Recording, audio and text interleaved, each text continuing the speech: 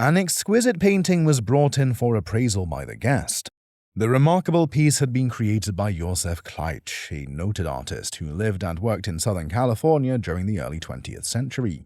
How did your family acquire it? My father knew him, and unfortunately he passed away, but my father and mother knew his widow, and they did buy it from his widow. The appraiser delved into Kleitsch's background, noting that he had been born in Hungary and had received formal art training in Budapest, Paris, and Munich. And he was quite accomplished. Even at the age of 17, he was doing major portraits and painted the portrait of Emperor Franz Joseph of Austria. The painting presented by the guest depicted a Laguna Beach drugstore and showcased Kleitsch's signature use of light and vibrant color. The painting was an oil-on canvas and served as a prime example of California Impressionism. And you can see how wonderful this painting is with the beautiful light. He was known as a colorist, and it has a wonderful bravura or flourishing brushwork. In the current market, particularly in California galleries, the painting could have been priced at approximately. Gallery price would be $500,000. Oh, really? That's quite nice to know. Yeah. The guest brought a collection of vintage baseball cards that she had inherited from a relative. Rose, our cousin Rose, she liked me very much. She was very kind. She thought that I might enjoy a cigar box, which was filled with baseball cards. We're never big fans of baseball in my house, but these are beautiful, so I wanted to. The cards had been kept in a cigar box and had remained in the family for generations. The appraiser was visibly impressed by the collection, which dated from around 1910 to 1912 and included over 345 cards from a variety of types and sets. It's amazing. You look at these wonderful cards and you see the technique of the printing is so meticulous, so beautiful. Cards featuring legendary players such as Ty Cobb, especially those with the American Beauty back, were of great interest to collectors. What truly elevated the value of the collection was its exceptional condition. Given the quantity, variety, and condition of the cards, the entire collection was estimated to be. I wouldn't insure the collection for anything less than $200,000. Oh my God. So it's extremely special. That's amazing. This beautiful artwork had been in the guest's family for years. It was a pastel painting created by Joseph Stella, an Italian-born American futurist painter. The appraiser expressed admiration for the painting and delved into Stella's artistic background. He explained that Stella's work often balanced a sense of modern dynamism with a deeply symbolic and spiritual quality. The pastel brought in reflected this symbolic side, offering a serene, almost otherworldly image that echoed Stella's introspective vision. One of his most famous paintings is of the lights and the water and the sound and the activity of the Brooklyn Bridge. And in this very symbolic, gentle, beautiful painting, he's given us another bridge. My sense is that it was probably painted in the mid-20s, mid-1920s. He died in the 40s. The artwork was likely created in the mid-1920s, a mature period in Stella's career before his death in the 1940s. Given its artistic quality, historical context, and condition, the appraiser placed its current retail value at. I would value it retail at probably about $75,000. Wow. It could be even more. It's very special. It's a wonderful painting. What a treasure. What a treasure. Thank you for bringing it. Thank you, and my family thanks you too. A Tiffany inkwell had been showcased, belonging to the guest's mother, an avid collector. I brought you a Tiffany inkwell. It was part of my mom's collection. My mom was an avid antiquer and would drag my sister and myself to antique shops, secondhand shops, and auctions. And I think maybe on one of those forays, she picked this up. I don't know much about it. I know it has some damage on top, and otherwise, I'm just all yours. Okay, well.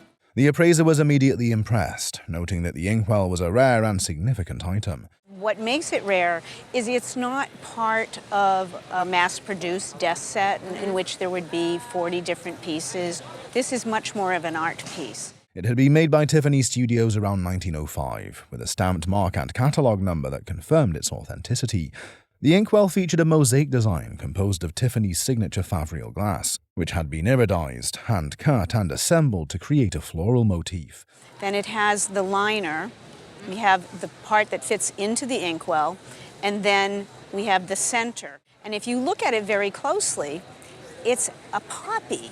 This is pressed and molded glass, where these are all beautiful Tiffany glass tiles that have been iridized and then cut individually. And you have this incredible bronze sculptural design of poppy leaves. Though produced by Tiffany Studios, the appraiser revealed that Louis Comfort Tiffany himself had probably not designed the piece. In its current condition, the inkwell could have sold for... In the condition it's in a retail shop, it could sell for between $25,000 and $30,000. Oh. A guest brought in a unique and extensive collection of autographed photographs of film directors. His passion for the project had been ignited when he received a personalized and dated photo from famed director Fritz Lang. The guest's collection consisted of a total of 428 signed photographs, dated between 1974 and 1981. And I just slowly worked my way through every director that was working in the United States that had one or two feature films, and that's how I got up to 428 of them. The appraiser noted the rarity and originality of such a collection, which focused on directors instead of actors and actresses. The director autographs, especially those personally obtained, carried significantly more authenticity and value. Given the scale, rarity, and condition of the collection, the appraiser offered a conservative auction estimate of... So, taking in the scope of your collection, it's kind of mind-boggling. I think a very conservative auction estimate for the whole collection would be at least $30,000 to $40,000. Well, that's great. The fruits of a misspent youth. A vintage Martin guitar was purchased by her husband for approximately $150. It belongs to my husband. It's a prized possession. He purchased it from a friend probably 25 years ago. The friend, I believe, inherited from a family member and was going to sell it. He needed some money. My husband's a guitar person. The appraiser identified the instrument as a Martin D18, a highly respected and sought-after model, especially in bluegrass, country, and fiddle music circles. He noted that the top of the peghead was stamped CF Martin, a detail exclusive to the 1935 model of this guitar. Made in Nazareth, Pennsylvania, the guitar had a mahogany neck, back, and sides. It has the original bridge, which is really very nice. Usually the bridge has been replaced by this point. This is ebony. This is ebony. The top is Adirondack spruce. Another thing I really like is it does have the original case. The wear on the instrument was natural from use and had been well preserved. Though one of the tuners was replaced recently in Des Moines, the guitar remains in great condition. In today's market, despite a general slowdown, the guitar would have fetched between... This guitar would be valued at $30,000 and $35,000. Great. Made me a believer. A guest brought in 4 ancestral portraits painted in 1827 in Guilford County, North Carolina. And these are my great-great-great-grandparents, and that's my great-great-grandmother, and that's her sister. The appraiser identified the portraits as the work of a mysterious, yet extensively studied artist, known only by the placeholder name the Guilford Limner. And they have found over 40 of his portraits, and most of them were painted within 5 miles of Greensboro, North Carolina. These portraits dated to the late 1820s, with 1827 being the last confirmed record of the artist's activity in Guilford County. The appraiser highlighted distinctive stylistic traits common to Guilford Limner's work, all of which were evident in these portraits. These were all watercolors painted on laid-down paper. They're fantastic from an aesthetic point of view. They're beautiful. I think they're charming. The appraiser conservatively valued the group at... The value of these 4 for retail purposes, insurance, would be $60,000. Oh my gosh. Well... A remarkable and rare artifact, a scrimshaw whale's tooth, was showcased. I required it from my dad when he passed away, probably about 15 years ago. 15. And he required it from a guy. Did he buy it from him? You know, or I don't think he bought it. We just all worked together, and I think he gave it to him. gave it to him as a gift? The appraiser quickly identified the object as a log tooth, an uncommon form of scrimshaw in which the details of a whaling voyage were carved into the surface of a whale tooth. One of the most exceptional aspects of this piece was its size. It measured a rare 8 inches in length. On the reverse side of the tooth was an intricately carved image of the Timoleon, complete with an inscription. And it also says the name of the ship here and the master, which is J. Bunker. It doesn't list the whales that they caught, but it lists all the locations that they went to. Because of its rarity, historical context, and fine condition, the conservative retail estimate would have been. I think conservatively at retail, it would probably sell somewhere between $25,000 and $30,000. Oh my, really? That's unreal. So your father gave you a nice thing. It's going to move a little bit closer on the fireplace. A portrait, long mistaken as just an old family heirloom, turns out to be a dream piece in early American art. The guest shares that the subject, young Barbara, was part of a wealthy Staten Island family, possibly linked to George Washington. Well, we know her name's Barbara. According to the family genealogy, we're not quite sure which Barbara she is. She can either be the one that was born in 1752 or there was one born like 1830s. We do know that she came from a wealthy family out on Staten Island. The family had a ferry. Her uncles and grandfathers had connections with George Washington. Though the artist remains unknown, the painting is a striking example of non-academic or folk portraiture. Now what I want to tell you is this is the dream painting that everybody looks for in Americana. It's a little girl in a landscape. We got a beautiful fence here, a beautiful rendition of her head. A non-academic painter, this means somebody that's not exactly trained as an official academic artist with great background and training. It features a young girl set against a detailed outdoor scene, rich in charm and layered with symbolic detail. Strawberries appear both in her hand and at her feet, while lace and flowers add texture and warmth. The face is lovingly rendered, with decorative elements that elevate its primitive roots. Discoloration from aged varnish reveals the piece has likely never been cleaned or restored. The original canvas and stretchers remain intact, adding to its historical integrity. What was once dismissed as a mere decorative relic is now recognized as a quintessential piece of Americana. A timeless image of childhood and an unexpected treasure from early American life, this piece is the peak of rare folk art painting.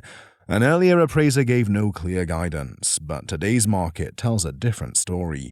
With the provenance and this wonderful condition, this folk portrait could fetch an auction estimate of. I would think the picture would bring between $30,000 and $40,000. Really? That wasn't even close to what he insured it for insurance purposes. This cherished painting had been in the guest's family for generations. My grandmother bought Pottis paintings for her son and daughter, and I've seen these paintings since I was about 9 years old. My grandmother was a friend of Helen Pottis. Her husband was a nephew of Edward Henry Pottis.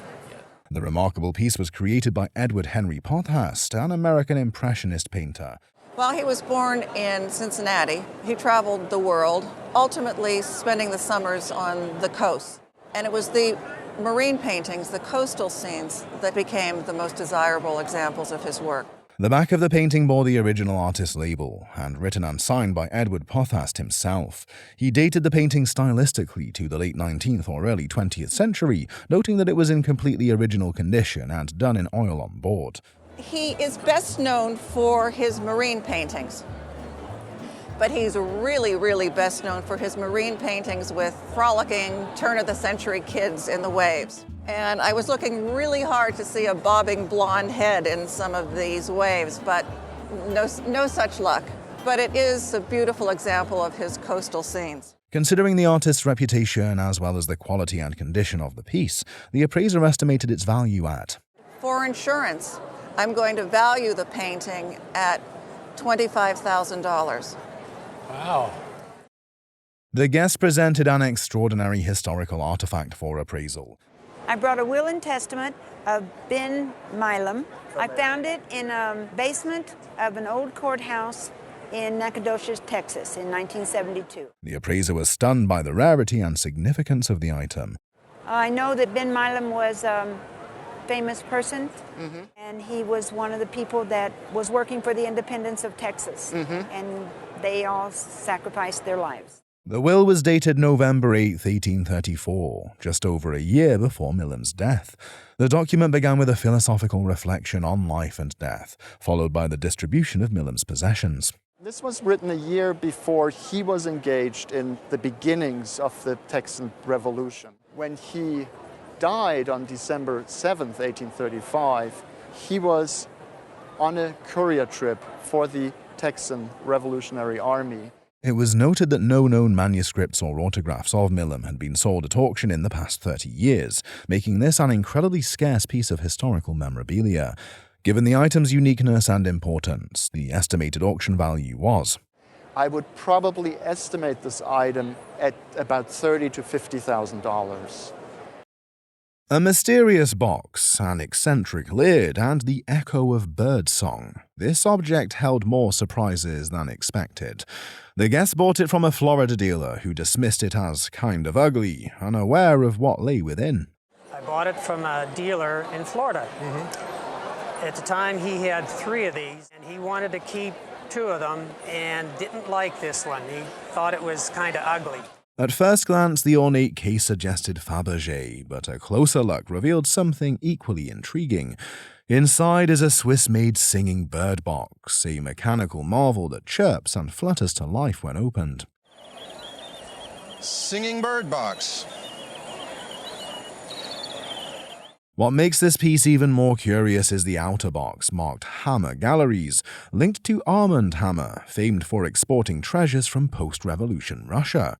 The lid, featuring a wild-eyed figure, possibly Rasputin, adds another twist to the story. However, this lid didn't start on this box. It's a mismatched edition, likely replacing a broken original decades ago. Probably when this box was new, it had a bouquet of flowers, a scene of Geneva, something like that. It's enamel. It probably got broken. And it was replaced with a Russian character, and it was sold as a Tsarist treasure. Originally, it may have displayed flowers or Swiss scenery before being dressed up as a Tsarist relic. Though the components don't match, the craftsmanship and history still make it a collector's piece. An unlikely fusion of Russian flair and Swiss precision. With a song all its own, with the eccentric lid, it stands as a rare and valuable musical object. Today, this singing bird box holds an estimated value of. It's probably still a $10,000 to $15,000 box. Still quite special and quite a wonderful object, and I'm really delighted that you brought it here. Thank you.